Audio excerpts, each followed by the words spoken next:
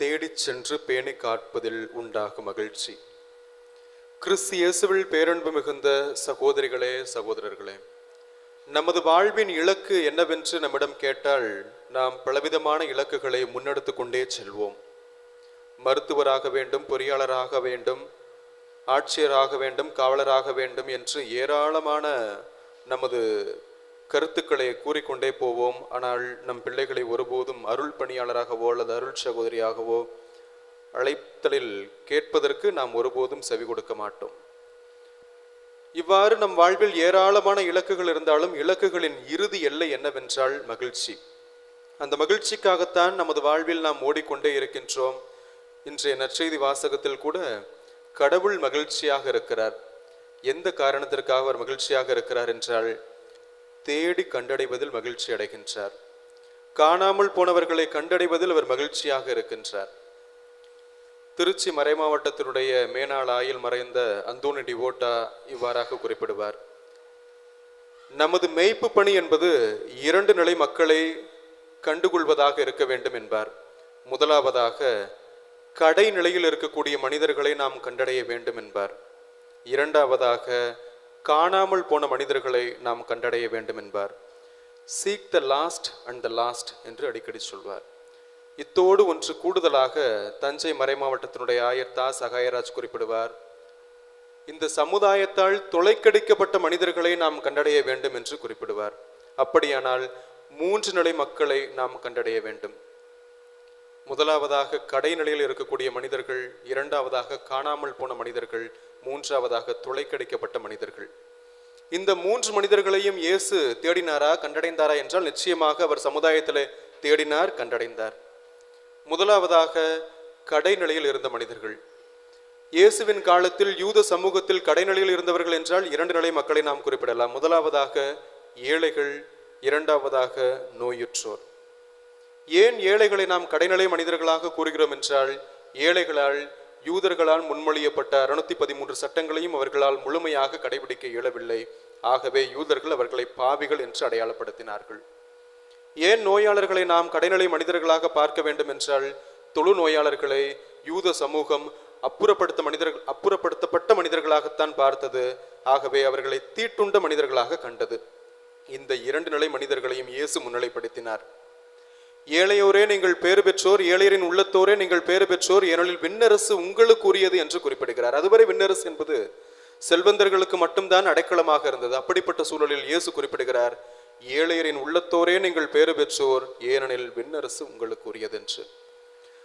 அனைத்து விதமான நோயாளர்களையும் இயேசு குணமாக்குகின்றார். குணமாக்கிய பின்பு அவர்களை பார்த்து குறிப்பிடுகிறார், இவர்களும் ஆபிரகாமின் பிள்ளைகள் தான், இவர்களுக்கும் இறையாற்றில் பங்குண்டு என்று குறிப்பிடுகிறார். அப்படியானால் இயேசுவினுடைய பணி கடைநிலையில் இருந்த மனிதர்களை கண்டடைந்த பணியாக இருந்தது.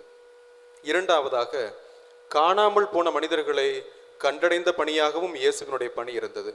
யாரெல்லாம் யூத சமூகத்தில் காணாமல் போயிருந்தார்கள் என்றால், அந்த சமூகத்தில் வாழ்ந்த வரி தண்டுவோர் காணாமல் போன மனிதர்களாக இருந்தார்கள்.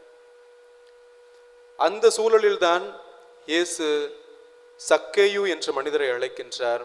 சக்கேயுனுடைய வாழ்வில் ஏராளமான சொத்துக்கள் இருந்தது.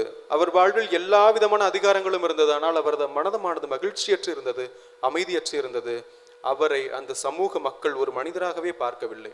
அவர் அந்த சமூகத்திலிருந்து காணாமல் போனவராக இருந்தார். அப்படிப்பட்ட சூழலில்தான் சக்கேயுவோடு உணவருந்துகிறார். உணவருந்திய தருணத்தில் இன்று இந்த வீட்டிற்கு மீட்பு உண்டாயிற்று என்று குறிப்பிடுகிறார். இரண்டாவதாக வரி தண்டுபவராக இருந்த மத்தேயுவைத்தான் தனது திருத்தூதராக மாற்றி அமைக்கிறார். அந்த திருத்தூதர் எந்த அளவிற்கு தனது பணியிலே மிகவும் மும்முரமாக இருந்தார் என்றால், இயேசுவை பற்றி மிக அற்புதமான நற்செய்தியை எழுதக்கூடிய அளவிற்கு அவரது வாழ்வானது உயர்ந்திருந்தது. இப்படிப்பட்ட காணாமல் போன மனிதர்களையும் இயேசு முன்னிலைப்படுத்தினார். அவர்களுக்கும் இந்த இறையாற்றில் பங்குண்டு என்று விவரிக்கின்றார். மூன்றாவதாக இந்த சமுதாயத்தால் தொலைக்கடிக்கப்பட்ட மக்கள்கள். யார் இந்த சமுதாயத்தால் தொலைக்கடிக்கப்பட்டவர்கள் என்றால், தொலைக்கடிக்கப்பட்ட மக்கள் என்றால் பெண்களும் சமாரியர்களும் இந்த சமுதாயத்தால் தொலைக்கடிக்கப்பட்ட மக்களாக இருந்தார்கள். யூதர்களுடைய நாள்தோறிய இறைவேண்டல் என்பது, என்னை ஒரு பெண்ணாகவோ அடிமையாகவோ அல்லது பிற இனத்தவனாகவோ படைக்காததற்கு நன்றி என்றுதான் அவர்கள் தங்களது ஜெபத்தை முன்னெடுத்தார்கள். அப்படிப்பட்ட சூழலில்தான் இயேசு சமாரியர்களையும் முன்னிலைப்படுத்துகிறார், பெண்களையும் முன்னிலைப்படுத்துகிறார். பெண்களை தனது சீடர்களாகவும் சீடத்திகளாகவும் வைத்திருந்தார் என்பதை நம்ம விவிலியத்திலே வாசிக்கின்றோம். சமாரியர்கள் என்பவர்கள் பிறப்பினால் மிகவும் பின்தங்கியவர்கள் என்று யூத சமூகமானது எண்ணிக்கொண்டிருந்தது.